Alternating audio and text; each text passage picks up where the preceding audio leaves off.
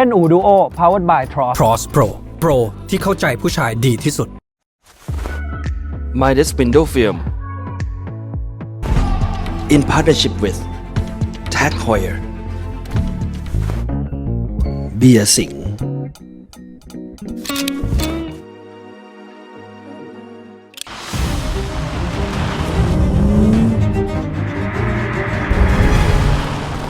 ยางมิชลิน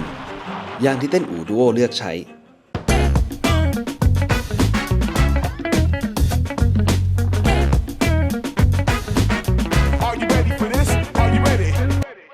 Heritage Motoring Club, automotive inspired enthusiasts. สวัสดีครับเต้นอูดูโอนะครับวันนี้เรามารับรถ 190e ที่เสร็จแล้วในระดับหนึ่งผมมากับอาร์ตช่วยขับรถมาให้ด้วยขอบคุณมากแล้วก็มีเพื่อนขับกลับด้วยเพราะว่า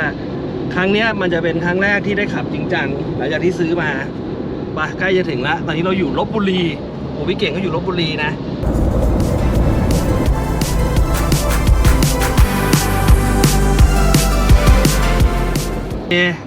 อีก2 กิโลถึงครับตื่นเต้นเราก็จะได้เห็นอู่ของพี่เก่งนี่คือส่งรถมานี่คุยกับเขาทางไลน์อย่างเดียวเลยนะหลังจากที่เราขับอยู่ในกรุงเทพ 2-3 วันก็ส่งรถไปที่ KS Garage ของคุณเก่งนะครับหลังจากนั้นเก่งก็ส่งอัปเดตมาให้ผมนะครับส่วนใหญ่เนี่ยจะเป็นเรื่องของช่วงล่างซึ่งจะเห็นว่าพวกบูชชิ่งต่างๆเนี่ยมันพังไปหมดแล้วกรอบแตกนะครับก็จัดการสั่งอะไหล่มาใหม่ทั้งหมดนะครับให้ดูอะไหล่นะครับที่เราโอฮันช่วงล่างมีอะไรบ้างนะครับก็หลักๆเลยก็จะมีปีกนกหน้านะครับลูกหมากบูทนะครับลูกหมากก็จะเป็นตัวนี้นะครับแล้วก็ส่วนบูทปีกนกครับผมจะเป็นคร่าวๆด้านหน้าแล้วก็จะมีพวกคันส่งคันชักนะครับบวกบังคับเลี้ยวมีสายออนเบรกนะครับส่วนด้านหลังก็จะมี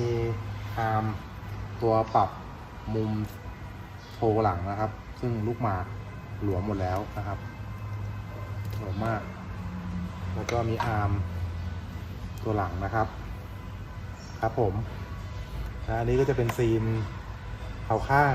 แล้วก็ซีนเดหมูครับตอนนี้เราก็ได้ประกอบบูทนะครับเสร็จเรียบร้อยแล้วก็คือในนี้ปีกนกหลังนะครับบูทปีกนกหลังอันนี้ก็จะเป็นปีกนกหน้าก็จะมีลูกหมากปีกนกแล้วก็บูทปีกนกนะครับ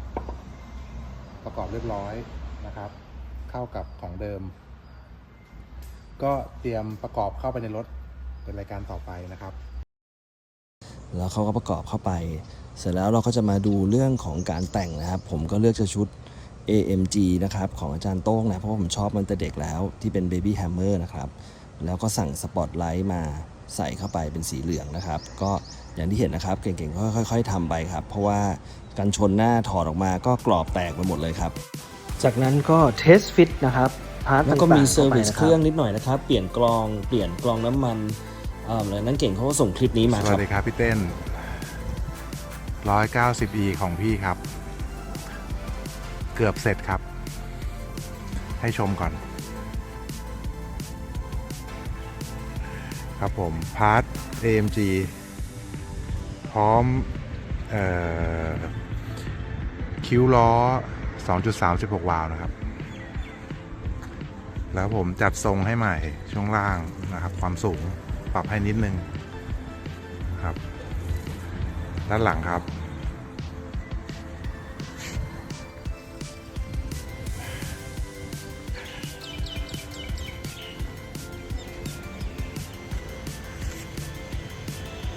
เหลือเก็บงานเล็กๆอีกนิดหน่อยครับใกล้ได้ขับแล้วครับโอเคเราเคยเจอตัวจริงเขามาเคยคุยกับเขาแล้วตัวจริงไงวันเวลาไปแทร็กเดย์อะไรที่เขารถไปเพราะว่าผมมาชอบแอบไปส่องรถเขาอยู่ตลอดแต่รถแรลลี่เขาอะไปเห็นเป็นงานกรุ๊ปเอแรกแบบว่าแบบไปคุยกับเขาแต่แรกแล้วโอ้โหที่ทำไงครับเนี่ยช่วงล่างยังไงวะเนี่ยแบบคือรถเขาดูวิ่งดีมากอะเนี่ยแล้วเขามีโอเวอร์แลนด์ด้วยนะเดี๋ยวไปดูเขาแบบใส่ยางแบบยางออเทอร์เรนยกสูงอะโคตรเจ๋งอะเป็น 190e เขาบินได้เขาเป็นดีลเลอร์ BYD หรือเปล่าไม่รู้หลายอย่างใช่ไหมฟิลเหมือนเมืองนอกนั่นไงรถเราอยู่อย่างนั้นโอ้ดีพื้นที่ดี สูงเลยน้ำไม่ท่วม สุดยอดนี่ไงตรงนี้ไงที่เขาถ่ายรูป ใน BM3 ด้วยว่ะพี่ นี่ขยับให้ดูเลยครับมาถึงโชว์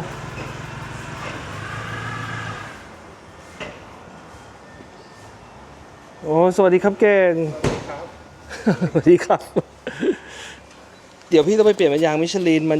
นจะไซส์เท่าเดิมแต่ว่า 145 มันจะเป็น 45 อันนี้มัน 40 มันจะเป็น 21545อ๋อพี่เก่งว่าได้ไหม คือถ้าขับธรรมดาผมว่าได้แต่ถ้าโยนเนี่ยอาจจะไปวิ่งใช่ไหมไปวิ่งใช่ไหม ว่าจะไปวิ่งเนี่ย อ๋อต้องลองพี่ เป็นไงบ้างครับรถ โอเคครับพี่ก็โดยรวมก็สวยครับ แล้วก็น่าจะเดี๋ยวลองไปวิ่งดูก่อนครับ ตอนนี้เราทำอะไรไปบ้าง ทำเยอะมาก ครับ ก็เอาข้างนอกก่อนข้างนอกก็จะมีเป็นพาร์ท AMG นะค ครั รับ บแล้วก็มีใส่คิ้ว16 วาล์ว นี่ ครับพาร์ทด้านนอก ส่วนในข้างในช่วงล่างก็จะมีเปลี่ยนพวกลูกปืนล้อหลัง แล้วก็มียางหุ้มเพลามีทำเฟืองท้ายด้านหน้าก็มีพวกลูกหมากกระทะขั้นส่ง ครับ แล้วก็ลูกหมากปีกนก วันนี้ก็เยอะเหมือนกันเนาะ ก็เยอะ น่าจะแน่นๆขึ้นเหมือนกันนะ แน่นครับแน่นขึ้นขับแน่นขึ้นครับแล้วก็ผมก็จัดฟิตเมนต์ให้ใหม่ ครับ เอาข้างหลังลงนิดนึงเอาข้างหน้าขึ้นนิดนึง อ๋อ แรกหน้า โอ มัน เค ทิ่ม ไม่งั้นตอนแรกหน้ามันทิ่มมากใช่ป่ะ ใช่ครับนั่นแหละครับก็ โอ้ยขอบคุณมากครับเก่งสวยมากนี่คือแบบว่าได้มา3 วันก็มาอยู่นี่เลยนะ โอ้ แต่ข้างในไม่ได้ทำอะไรครับ ครับข้างในเดี๋ยวพี่ไปหาไอ้นั่นมาเปลี่ยน เดี๋ยวผมชี้ช่องให้ โอเค ครับแล้วอาจจะไปหาร้านภายในให้เขาเก็บงานจริง แต่ว่ามันจะมีไอ้กระจกอะไม่ขึ้นลงมันรู้สึก สวิตช์มันเสีย สวิตช์เสียเดี๋ยวพี่ไปหาสวิตช์มาใหม่ สวิตช์พอดีผมไม่มีมันมี2เวอร์ชัน ครับ มันไม่เหมือนกันที่ผมมีมันใส่ไม่ได้ อ๋อโอเคได้ครับ ครับ เดี๋ยวค่อยดูรายละเอียดรถเรา เพราะว่าน่าจะพอมีอยู่แล้วลองไปดูรถเก่งบ้างดีกว่า เดี๋ยวขอไล่ดูก่อนเพราะว่ามันมีเจ๋งๆหลายคันคันนี้พี่ชอบมาก อันนี้ใส่โชคอะไรเก่ง โชคมันเป็นคัสตอมครับ คัสตอม คัสตอมก็คือ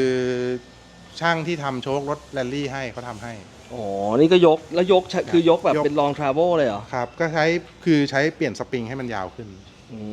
ม ครับเอาสปริงของไอตัว124มาใส่ อ๋อ แล้วก็ปาดซุ้มช่วยนิดนึง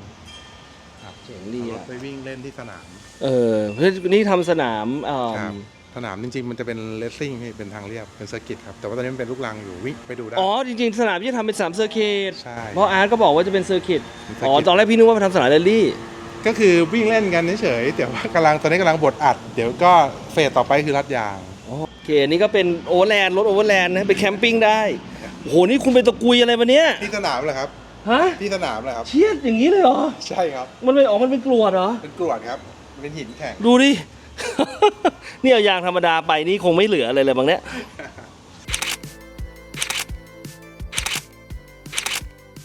เป็นคันแรกที่ซื้อ 190e มาท อ๋อนี่คือรถคันแรก ำคันแรก 190e ที่กลับมาเล่นนะครับ ครับ ก็คันนี้มันก็อยู่ยาวมาไม่ได้เปลี่ยนแปลงอะไร โอ้ ครับ แล้วอันนี้ลงเครื่องอะไร คันนี้มันจะเป็น M111 อันนี้ลงสวยอะเนี่ย อันนี้ก็เป็น4 ลิ้นเหรอ สแตนด์อะโลนครับใช้กล่อง Standalone 4 ลิ้น ใช้กล่องลิงก์มูลซูน ลิงก์มูลซูน ครับ อันนี้เก่งทำเอง ทำเองที่นี่ทั้งหมดอะครับ แต่ว่า อย่าง งานพาร์ทเนอร์ก็แบบท่อส่งไปทำ ครับ แต่พวกวางอะไรพวกนี้เราทำเอง งานท่อสวยมากเลยอ่ะดูดิ ซุ้มนี้เนื่องจากว่าพอมันเป็นพาร์ทอีโวครับพี่เห็นว่าเฟนเดอร์มันจะ ใช่ พอมันลึกลงมาล้อมันเลี้ยวไม่ได้ มันต้องทำซุ้มขึ้น สตาร์ทได้ไหม ได้ครับ ขอฟังเสียงหน่อยโหนี่ข้างในนี่เต็มเลยนี่ข้างใน 2.36 วาล์วเหรอ ใช่ครับใช่ครับ เจ็ด ทับพายเป็นเทคาโล อืม ครับ โอเค อย่างเท่เลย ทำเยอะสุด อ๋อนี่เกียร์ธรรมดา ครับ อันนี้ที่บอกว่าเป็นเกียร์ 3 SB เหรอ ไม่ใช่ครับ อันนี้เป็นเกียร์124 อ๋อเกียร์124 ก็คือเรายกมาทั้ง ทั้งยวงเลย ใช่ครับ ผมก็ต้องหาไอ้โดนเนอร์ที่เป็นเกียร์ธรรมดาด้วย ครับแต่เกียร์ธรรมดาก็หาไม่ยากพี่แต่ว่าที่ ครั เรา บ ต้องใส่พวกขาคัดขาเบรกให้เป็นเกียร์ธรรมดา ครับ แต่ถ้าพูดถึงอัตราโทษถ้าเหมาะกับการวิ่งสนามพวกนั้นมันก็จะเป็นอัตราโทษญี่ปุ่น อืม เพราะว่า โอเค เกียร์เบนซ์มันค่อนข้างยาว ครับ มันจะวิ่งแบบไฮ วิ่ ส ง ปีด วิ่งสบายๆวิ่งฟรีเวย์ ใช่มันไม่ค่อยได้เน้นช่วงทดรอบต่ำๆติดหรือเปล่าพี่ ไม่รู้สิ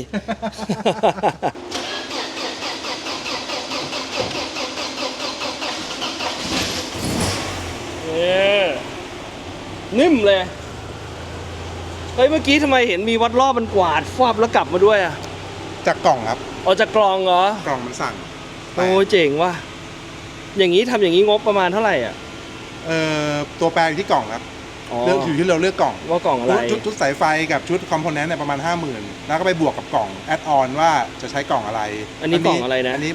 ลิงก์มูลซูน ลิงมูนซู มันมีตั้งแต่กล่องญี่ปุ่นก็ได้ครับเอฟคอน เอฟ เอฟ ค ค อ อน นก็จะถูกประมาณ 20,000 กว่าบาท ครับ นี่พอเป็นลิงก์ก็ 40,000 50,000 ไล่ไปจนแล้วแต่ เป็นโมเทค ใช่ครับ เครื่องรวมแล้วเหรอ เครื่องไม่รวมครับเครื่องต่างหากเครื่องก็อยู่ที่ว่าเราได้สารตั้งต้นมาจะโอเวอร์ฮอนไหม ครับ จะเริ่มต้นใหม่ไหมหรือจะใส่ไปเลยก่อน ครับ อะไรเงี้ยอยู่ที่เราถ้าโอเวอร์ฮอนด้วยทำสีอะไรด้วยมันก็บวกไปตามนั้น ก็ แต่เครื่องโดยประมาณ แพงกว่ารถ ก็อยู่เครื่อง second hand ก็อยู่ประมาณสัก 4-5 หมื่น โอเคครับ น่าสนใจครับ เผื่อเป็นสเต็ปต่อไป แต่มันจะได้เรื่องของสมมุติว่าแรงม้าแรงบิดมันจะสูงกว่าเครื่อง 8 วาล์ว อืม รอบจะลึกกว่า อืม ขับสมูทกว่า โอเคครับ แล้วหน้าตาเครื่องมันจะดูร่วมสมัยกว่า อืม ไอ้8 วาล์วมันจะดูแบบโบราณนิดนึง ใช่ใช่อันนี้ดูแบบเปิดมาแล้วเหมือนแบบเครื่อง M ครับ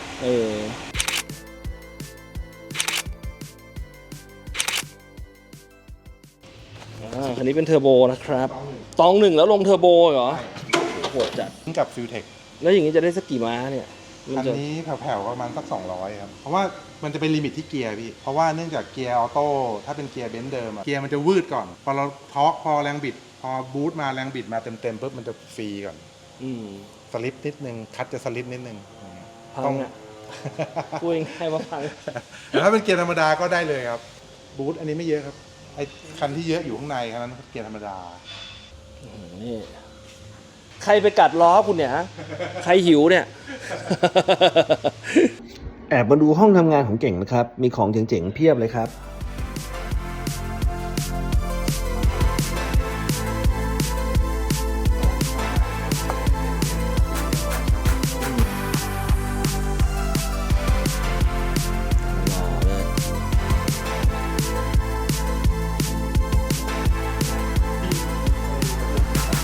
แคลอรี่เก่งมาก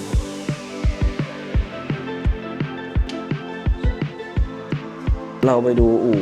สีครับ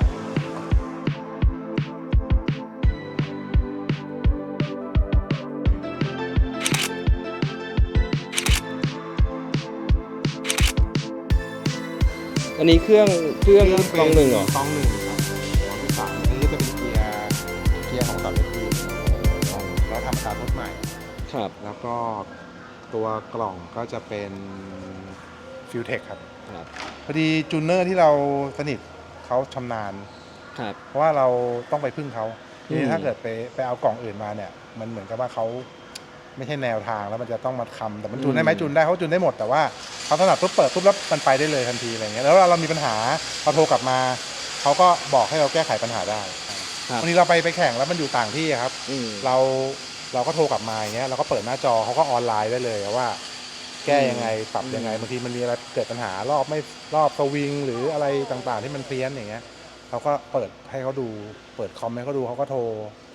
ได้เลยว่าแก้ยังไงให้เปลี่ยนค่ายังไง เพื่อจะวิ่ง เพื่อจะวิ่งต่อ ให้ได้ก่อนกัน แข่งรถเนาะมันต้องจบก่อนถึงจะชนะได้ นี่คือคันเก่งเขาจริงนะเขาไปแข่งไปทั่วเลยนะ ทั้งแรลลี่ทั้งทางตรง ปีแล้วครับ อ๋อ5 ปีแล้ว 5 ปีแล้ว แล้วปีทางจะทำคันใหม่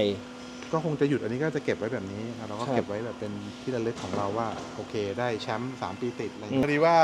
ได้มีโอกาสเข้าไปร่วมทีมโตโยต้าเขาก็เลยมันเป็นอีเวนท์ที่ติดกันอีเวนต์เดียวกัน ครับ เราก็เลยไม่สามารถที่จะขับทั้งสองอย่างได้ต้องขับแต่อย่างเดียว โ ก็เลยเลือกไปอยู่เลือกไป มัน ทำ ก็มีทีมซัพพอร์ตก็อาจจะสบายกว่าด้วย ใช่ปะไม่ต้องเตรียมอะไรเอง ใช่ มันสนุกคนละอย่างครับ อันนี้เราสนุกที่เราได้ทำและพัฒนามันได้แก้ปัญหาได้สู้กับปัญหา แล้วเราไปวิ่งแล้วเราก็สนุก แต่ถ้าอย่างทีมอย่างบริษัทก็คือมีที่ไปขับ อืม แต่เราไม่มีสิทธิ์ไป ยุ่งอะไร วิเคราะห์ปัญหาอะไรทั้งสิ้นเขาจะเป็นคนดูให้เราเอง ไปเบิ้ม เบนซ์มันข้อเสียคือมันหนักนะครับเพราะมันหนักเนี่ยปัญหาเวลาไปสู้มันตัน2ญี่ปุ่นตันเดียวอย่างเงี้ย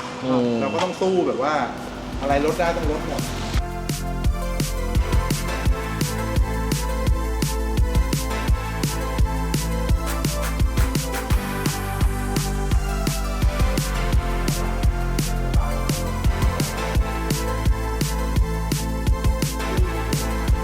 เราขับรถมาถึงญี่ปุ่นแล้วขับมาสมมติเราใช้เงินเท่ากันซื้อมาคันละ100,000เหมือนกันใช้เงินเท่ากันลงไป300,000เท่ากันรถไอ้นี่ขับคนละเรื่องดีกว่าเยอะจริงต้องยอมรับ จุดยึดไงพวกจุดยึดต่างๆ คือมัลติลิงก์หลัง ใช่ มุมล้อด้านหน้า เดี๋ยวลองเลี้ยวมุดเลี้ยวกลับรถอะครับมันจะเลี้ยวแคบมากเพราะว่าแคสเตอร์มันเดินหน้าไปเยอะพอล้อมันพลิกอย่างเงี้ยแล้วมันจะใช้วงเลี้ยวแคบแล้วข้อดีที่ว่าแคสเตอร์มันเยอะเวลาที่แองเกิลการเลี้ยวครับสมมติว่าแรลลี่เนี่ยมันต้องเรียกว่า power slide หรือมีการที่แบบท้ายออกอย่างเงี้ย oversteer เนี่ยมันแก้รถเร็วแก้รถง่ายพุทเราขวางแล้วเหมือนเราไม่จะหมดมุมเลี้ยวแล้วแต่มันยังเลี้ยวได้อีกมันก็สามารถดึงพวงมาลัยแล้วมันแก้รถได้แต่ถ้าเป็นญี่ปุ่นอาจจะเลี้ยวแล้วหมดมุมเลี้ยวแล้วแองเกิลหมดมันก็หมุน อันนี้ในปีเดียวกันถูกไหมในรุ่นใกล้ๆกัน ในรุ่นในเจเนเรชั่น 80-90 นะผมว่าก็คือ BM E30 กับ 190G เนี่ยผมว่าถ้าเอามาทำวิ่งเนี่ยมันมีข้อได้เปรียบเรื่องช่วงล่างเราดูแง่มุมแคสเตอร์ครับญี่ปุ่นจะตั้งตรงเวลากระแทกอะไรก็ตามเนี่ยมันไม่สู้หลุมอันนี้มันสู้เหมือนมันยันไว้เหมือนล้อมันยันเหมือนมอเตอร์คอร์สอ่ะ ก็ เกียบ เพราะว่าพี่ก็ว่าอย่างนั้นอ่ะยุคนั้นอ่ะญี่ปุ่นยังสู้ยุโรปไม่ได้ ไม่ได้ เลยยังตามอยู่อ่ะองศาที่พูดถึงเมื่อกี้ ใช่ครับ ใช่ไหมฮะ เนี่ยครับ เนี่ย ถ้าเราดูแนวล้อ จะเห็นเลย แนวน็อตเนี่ยถ้าดูแนวล้อครับเนี่ยครับถ้าดูแนวของโชว์นี่ก็คือมุมแคสเตอร์ ครับ ครับแล้วเวลาเลี้ยวเนี่ยตัวคอม้ามันจะออกแบบมาให้2ด้านเลี้ยวไม่เท่ากัน ก็อินดิเพนเดนต์อ่ะใช่ไหม ใช่ อินดิเพนเดนต์ ใช่ครับ เพราะว่าช่วงนั้นนี่ยุคนั้นนี่ช่วงล่างของรถยุโรปมันไปไกลมาก ใช่ครับและยิ่งข้างหลังเนี่ยข้างหลังเป็นมัลติลิงก์เนี่ยมันปรับมุมได้หลายมุมมาก ครับ ๆไม่ใช่แค่แคมเบอร์แคสเตอร์ได้ก็ได้เปรียบโทรได้ ได้เยอะกว่า ครับปกติมันออกจากโรงงานมันก็วิ่ง200อยู่แล้วเป็นทุนอยู่แล้วมันก็ต้องนิ่งทางฝุ่นมันก็นิ่งเหมือนกันเราใส่โชคเข้าไปใส่โชคที่เหมาะกับการแข่งขันเข้าไปมันก็นิ่งเหมือนกันแล้วมันก็นิ่งแล้วมันเวลาพอปีดสูงเนี่ยมันจะได้เปรียบแต่เพียงแต่ว่าถนนเมืองไทยเนี่ยสนามเมืองไทยสปีดมันต่ำคือข้อเสีย ใช่ แต่ถ้าเมื่อไหร่มีสปีดสูงอะเราเก็บได้เลยแต่ว่าส่วนใหญ่สปีดก็ต่ำที่เป็นรองพอสปีดต่ำเนี่ยน้ำหนักมีผลจากจุดหยุดนิ่งออกตัวไปเนี่ยกว่าเราจะสปรินต์ขึ้นไปอย่างเงี้ยเขาไปแล้วใช่ครับอันนั้นคือข้อเสียเปรียบแล้วเราก็ต้องลดน้ำหนักช่วยปรับอัตราทดคือเหมือนในทางการแข่งขันหรือว่าเราคนที่เขาเรียกคือเซตช่วงทำยังไงให้ช่วงแรงของเรามาอยู่ในช่วงที่เราสามารถใช้ในการแข่งขันได้ดีสมมติว่ามันวิ่งเกียร์2เกียร์3เยอะเพราะฉะนั้นเกียร์2เกียร์3เราต้องดีประมาณนั้นแหละครับไล่เฟืองท้ายขึ้นมาหาอัตราทดเกียร์ที่เราจะใช้บ่อยต้องให้มันพร้อมใช้เพราะว่า4-5-6มันน้อยมันนานในหนึ่งสนามมีไหมมีแต่มันน้อยเพราะว่าเขากลัวเรื่องอันตรายเพราะถ้ามันเร็วสูงเขาก็กลัวเอาไม่อยู่พอหลงรักมันพอมาวิ่งแล้วมันสนุกด้วยมันขับมันพอไปที่สนามแล้วมีคนอื่นน้อยคนที่จะได้ขับแล้วคนที่มาขับทุกคนติดใจหมดเลยผมรถขับโคตรดีเลยบอกไง อันนี้เป็นรถคุณพ่อหมดเลยเหรอใช่ครับโอ้คุณพ่อชอบเบนซ์อยู่แล้ว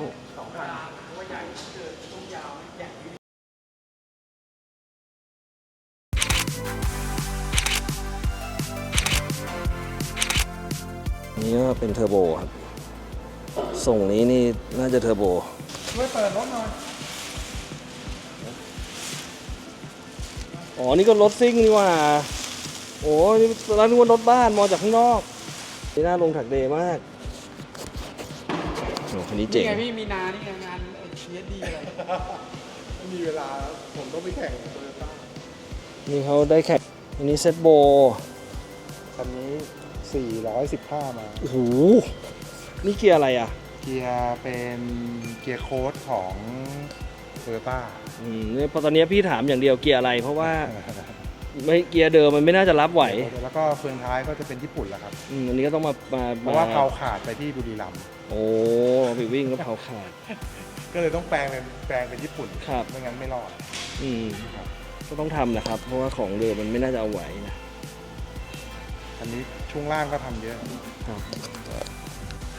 นี่คือคันก่อนหน้านี้ตรงนี้เขาจะทำปิดมาเรียบร้อยแล้วแต่ว่าคันนี้เขาเปิดเลย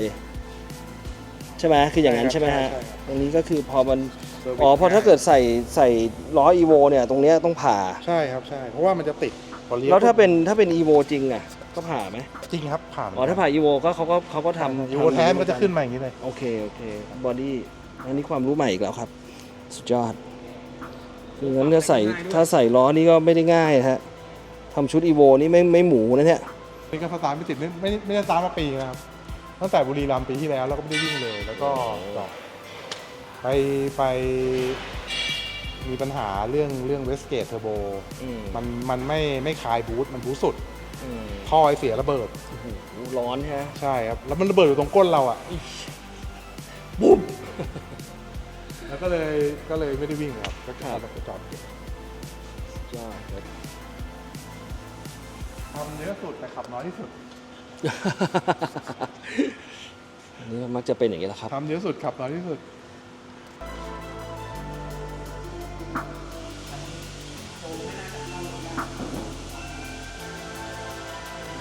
โอเคเดี๋ยวนี้เก่งจะลองเปิดไฟฟอกไลท์ให้ดู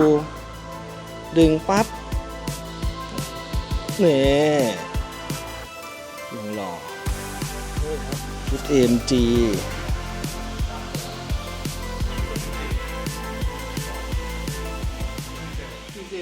คือตอนนี้เรากำลังขับไปดูสนามแข่งรถนะครับ ที่เก่งเขากำลังจะทำอยู่ที่ลพบุรีนะอันนี้ก็น่าจะเป็นสนามแข่งรถอันต่อไป ตอนนี้เขากำลังบดถนนอยู่แล้วก็มันความยาว2.6 กิโลเขาบอกเฮ้ยก็ถือว่าแบบโอเคนะ เดี๋ยวลองมาดูแวะไปดูนิดนึงครับไป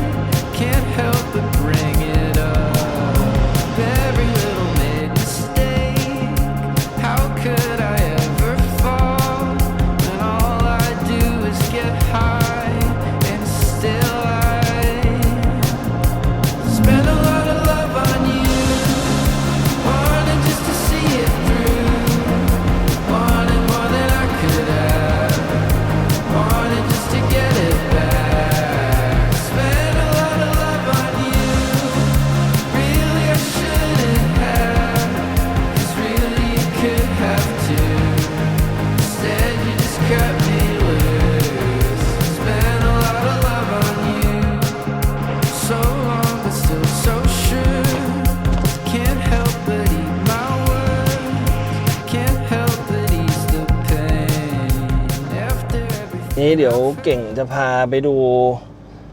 สนามลองวนดูใช่ไหมโอเคตอนนี้ก็กำลังเกลี่ยอยู่ อัดอยู่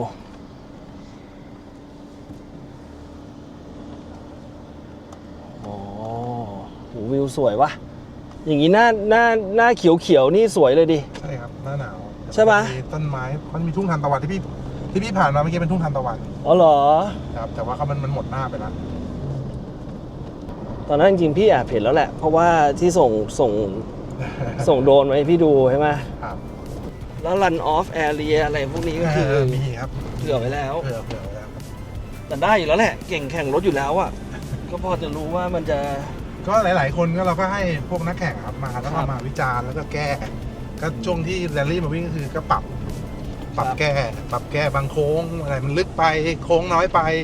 คือมันจะเป็นประมาณสนามไฮสปีดหรือโลสปีด ผมว่ามันอยู่กลาง อืม ๆมันมีทั้งโค้งเร็วโค้งช้าแต่ว่ามันจะสนุกตรงที่ว่ามันมีระดับของพื้นที่ ครับ แต่มันจะลง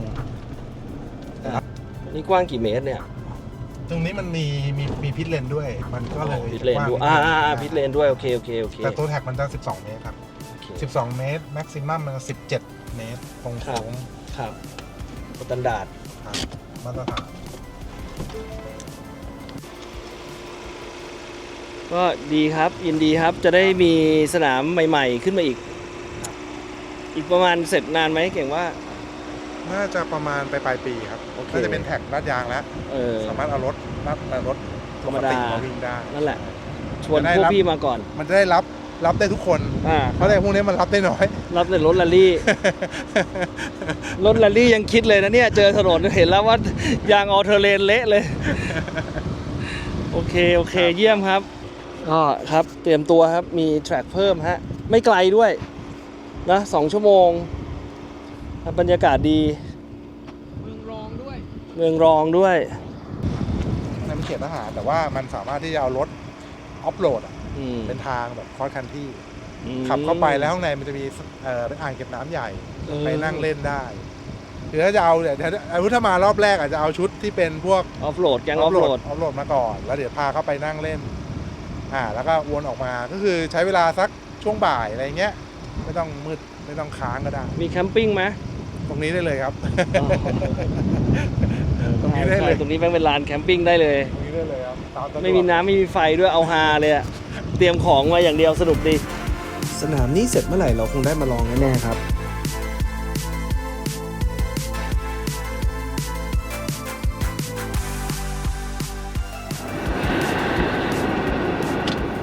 ที่สุดของคำตื่นเต้นนะครับ เพราะว่านี่มันบอกไฟฟ้านะครับลืมนี่จะเป็นครั้งแรก ก็ไม่ใช่ครั้งแรกหรอก แต่ว่าเป็นเขาเรียกว่าอะไรอ่ะนี่โหรถแม่งนิ่งขึ้นเยอะเลย รู้เลยเหรอใช่ เพราะว่าตอนที่ผมได้รถคันนี้ผมขับไปมาอยู่ในเมืองอยู่ 3-4 วันนะผมรู้ว่าอาการรถจะเป็นยังไงขึ้นทางหลวงทางด่วนอันนี้ก็คือรถเนี่ยจะรู้สึกแข็งแรงขึ้นเยอะ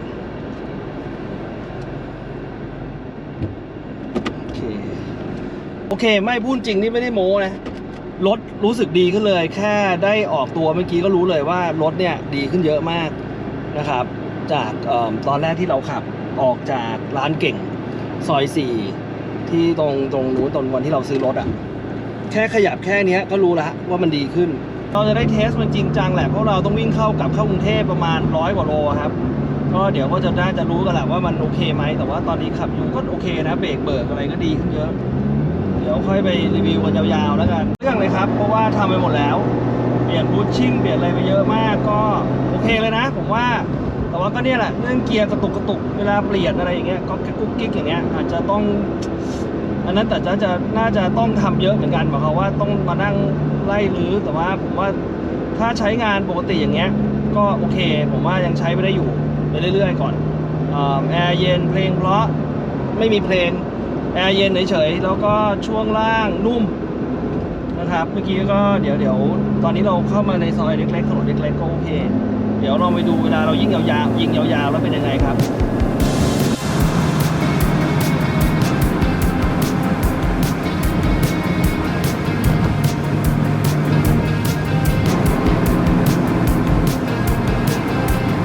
โอ้โหช่วงล่างนี่ดีกว่าเดิมแบบเป็น100 เท่าจริงๆอ่ะยอมอ่ะหมดรอบกลับมาแล้ว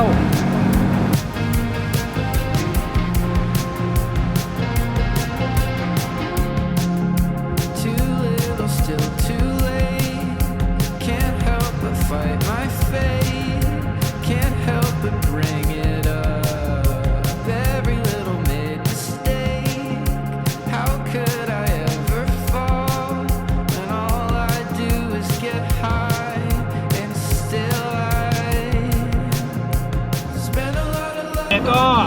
ผมว่าผมก็ขับมาระยะแล้วนะผมลองแบบว่าเรทแบบความรถคันนี้ว่าเป็นยังไงบ้างช่วงล่างเนี่ย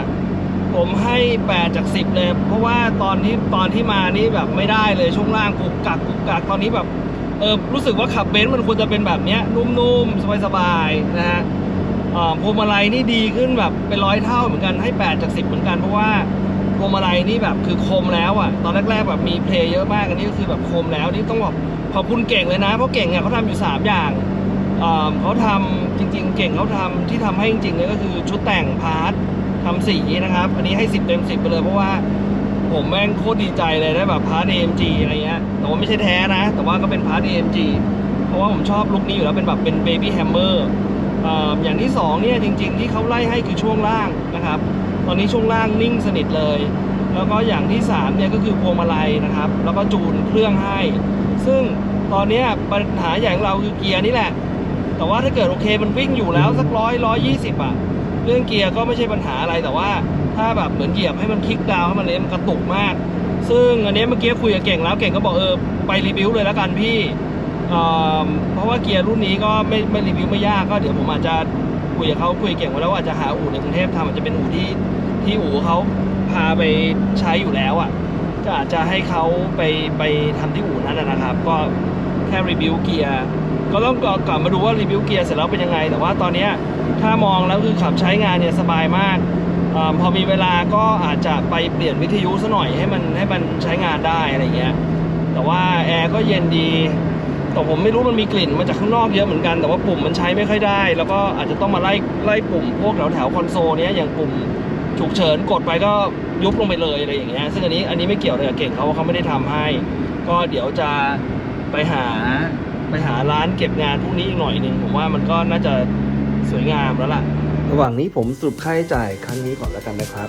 ชุดพาร์ท AMG รอบคันรวมตูดเป็ด 32,000 นะครับชุดคิ้วล้อ 4,000 บาทนะครับของพี่เก่งทั้งหมดรวมยอดมา 45,000 บาทครับจริงๆไอ้เกียร์สุดท้ายนี่มันเร่งดีนะเนี่ย120ไปสบายเลยไปได้เรื่อยๆเลยตำรวจมาที่ตำรวจมาซะแล้วเกความเร็วเนี่ยมันอ่อนไปประมาณ10 กิโลเมตรต่อชั่วโมงก็คือเกตอนนี้120ผมขับอยู่จริงๆประมาณ108 109ก็โอเคแต่ว่าผมก็เลยลองให้มันใน GPS มันเขียนก็ลองเร่งจน GPS เขียน120อ่ะโอเคครับรถเสถียรดีแล้วก็วิ่งได้ดีนะตอนนี้ก็ยังโอเคอยู่อีกประมาณชั่วโมงหนึ่งจะถึงกรุงเทพแล้วครับ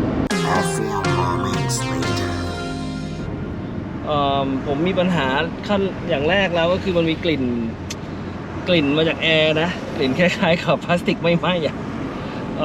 ก็เลยไม่ได้เปิดแอร์เปิดปิดแต่ว่าอากาศตอนนี้มันร้อนมากตอนนี้ก็เลยว่าถ้าจะไม่ไปเปลี่ยนยางละ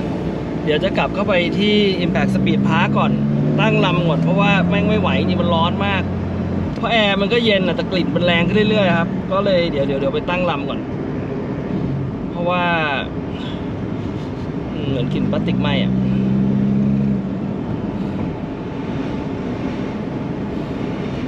โอเคครับไปครับใกล้ถึงแล้วนะครับจริงๆก็เป็นวันที่โหดร้ายพอสมควรนะวันนี้สำหรับการที่จะขับรถ2 ชั่วโมงจากลพบุรีเข้ากรุงเทพโดยรถคลาสสิกอย่างเงี้ยตอนนี้กลิ่นเหม็นมาไปนะไม่แน่ใจเหมือนกันว่ามันคืออะไรแต่ว่าตอนนี้เราก็สบายแล้วไม่ได้สบายเราก็อยู่บนทางด่วนแล้วนะครับอีกแป๊บเดียวก็จะถึง Impact Speed Park แล้วผมว่ามันต้องมีอะไรถูอะไรสักอย่างไม่แน่ใจแต่ว่าคือ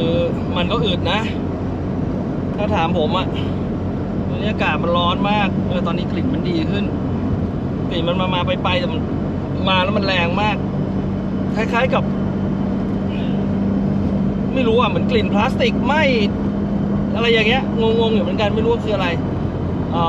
เดี๋ยวไปดูกันแล้วกันเดี๋ยวไปก้มๆยังไงที่นั่นแต่ว่าคิดถูกแล้วแหละที่จะไม่เปลี่ยนยางเพราะว่าถ้าเปลี่ยนยางแล้วตอนนี้มัน3 โมงแล้วเปลี่ยนเสร็จก็4 โมงก็อ้วกเลยรถติดกว่าเดิมอีกนะครับเมื่อกี้ผมก็ลงไปเรียบร้อยแล้วแต่ว่าตอนนี้ก็วนกลับมาได้นะครับโอเคไปต่ออีกนิดเดียวลูกเก่งมากสุดๆอ่ะเหมือนทางทีม Power Lab บอกว่ามันมาจากกินแบตเตอรี่บอกว่าอาจจะได้ชาร์จทำงานเกินก็ไม่รู้เหมือนกันงงอยู่เพราะไม่กลิ่นแม่งโหดมากไปก่อนเดี๋ยวค่อยว่ากันอีกทีเนาะแต่ว่าถึงแล้วก็ถือว่าสุดยอดนะอาร์ตเชี่ยพูดจริงอ่ะมันมาจนถึงอ่ะวันนี้แม่งทั้งร้อนทั้งรถติด2 ชั่วโมงกว่า ทีม Power Lab ก็เลยดูให้เลยนะครับก็ปรากฏว่าเป็น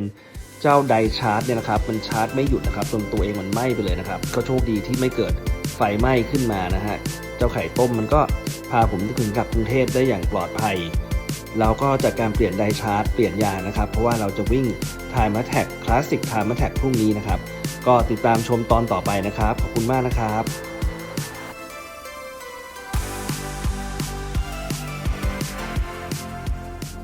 เต้นอูดูโอ powered by Tross Cross Pro Pro ที่เข้าใจผู้ชายดีที่สุด Midas Window Film in partnership with Tag Heuer Beer Sing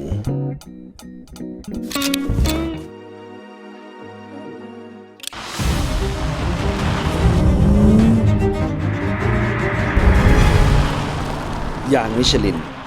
ยางที่เต้นอูดูโอเลือกใช้